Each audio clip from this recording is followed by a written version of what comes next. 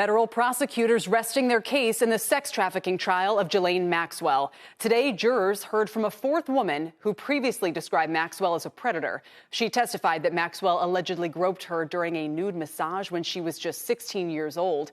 CNBC's Valerie Castro live outside the courthouse in downtown Manhattan. Valerie?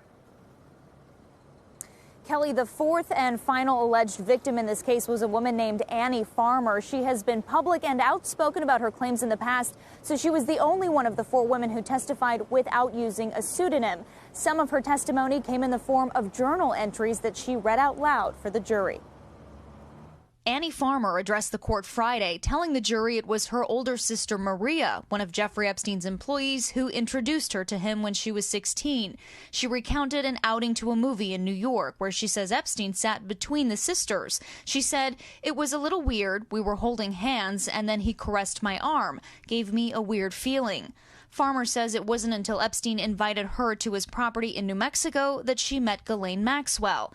She claims Maxwell and Epstein took her on a shopping trip, and later at the property, she says, Maxwell encouraged her to give Epstein a foot massage. She said, "I felt very uncomfortable. I wanted to stop, and I was hoping it would be over quickly." Then she claims Maxwell directed her to another room, told her to get undressed, and she says Maxwell massaged her, groping her chest. Asked by the prosecution why she was in court today, Farmer replied, "I'm here to be a part of helping Ghislaine Maxwell be held accountable for the harm that she's caused." In cross-examination, the defense zeroed in on Farmer's testimony that Maxwell was not in New York when she initially met Epstein. And they also focused on the fact that Farmer says she did not document what happened in New Mexico in her journals, instead relying on her memory for that testimony. Kelly? Valerie, when does the trial pick back up? Well, Kelly, there is no court scheduled for the first half of next week, so the defense will begin their arguments on Thursday.